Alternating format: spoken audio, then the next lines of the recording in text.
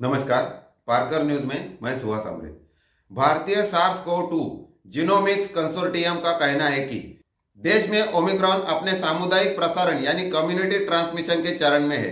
ये कई महानगरों में प्रभावी हो गया है। वही विशेषज्ञों का कहना है कि आने वाले कुछ हफ्तों में ओमिक्रॉन के चलते पैदा हुई कोरोना महामारी की तीसरी लहर महानगरों के बाद अब छोटे शहरों और गांवों में फैलेगी।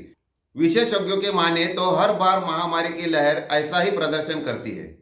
केरल के कोची स्थित IMMA कोरोना टास्क फोर्स के सलाहकार डॉक्टर राजीव जयदेवन ने समाचार एजेंसी से कहा कि हर बार कोविड-19 की लहर पहले उच्च गतिशीलता वाले क्षेत्रों को प्रभावित करती है, जिसमें मेट्रो शहर शामिल होते हैं।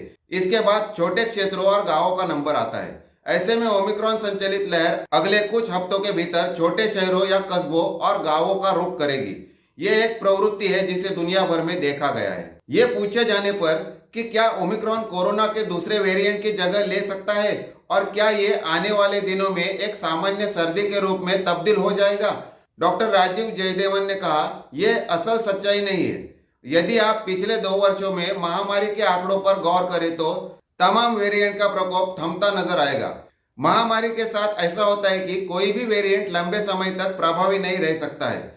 हाँ, इनके छिटपुट मामले सामने आ सकते हैं। डॉक्टर राजीव जयदेवन ने कहा, पहली लहर वुहान वेरिएंट थी, दूसरी बीटा, तीसरी डेल्टा और चौथी ओमिक्रॉन है। भारत की बात करें तो मार्च 2021 में हम मूल वुहान वेरिएंट से प्रभावित हुए थे। फिर पिछले साल हम डेल्टा की चपेट में आ गए। अब इस साल हम ओमिक्रॉन की चपेट में आ गए हैं।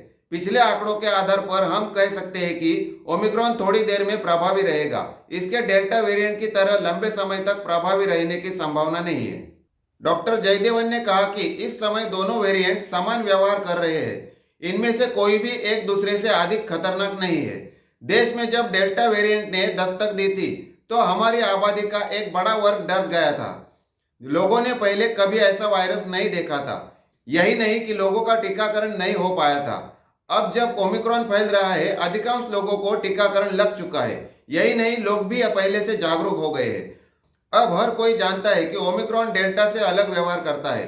वही मैक्स अस्पताल के प्रमुख निदेशक और पल्मोनोलॉजी के प्रमुख डॉक्टर विवेक नांगिया ने कहा कि लोगों में कोविड-19 के लक्षण तब भी विकसित हो रहे हैं जब वे बाहर नहीं जा रहे हैं। इससे साफ है कि ओमिक्रॉन एक ऐसे चरण में चला गया है जहां ये केवल विदेशों से आने वाले यात्रियों से ही नहीं फैल रहा है।